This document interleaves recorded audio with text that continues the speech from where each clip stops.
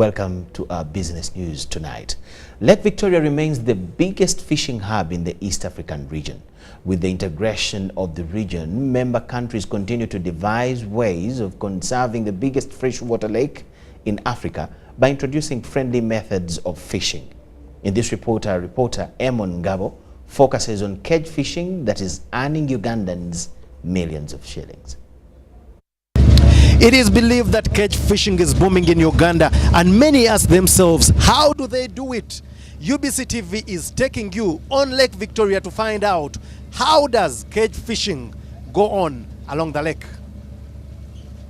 A distant view of Lake Victoria on a normal afternoon is a clear blue water scenery, attracting one to take a trip. The economic activity on this lake that harbors the famous Nile perch and tilapia is fishing. Different methods of fish farming are practiced on this lake, but particularly cage fish farming. After the decline in fish stocks over the years, government of Uganda and its East Africa sister countries have encouraged cage fish farming.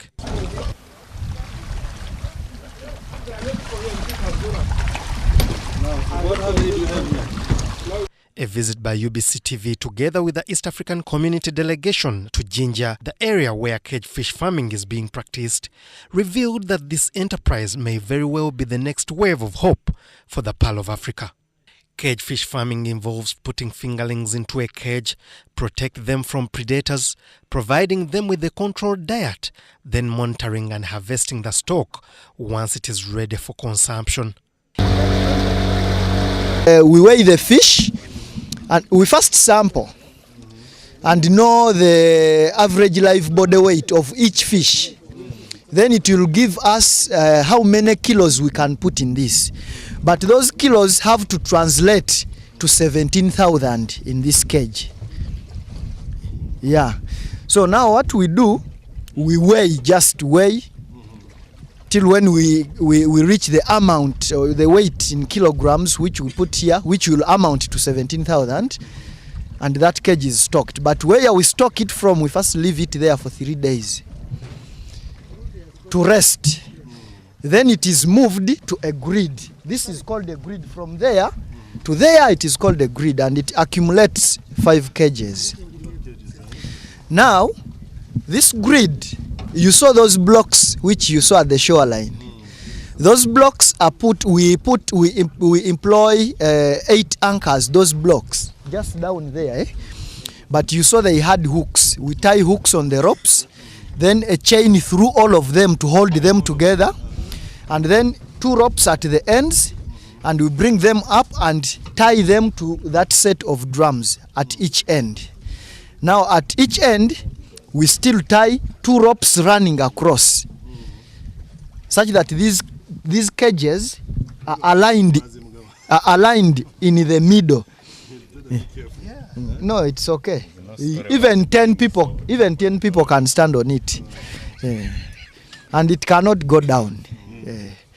And so what we do, we align the cages in between, but also in the middle there we put there some anchors with ropes, and we tie them to these running ropes, such that the grid is firm. However much it is too windy, the cages are not carried away by the storm.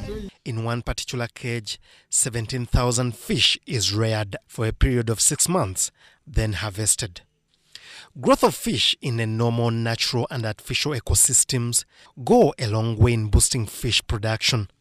The East African community under the 1999 treaty looks at a comprehensive integration process comprising of trade, economic and political integration.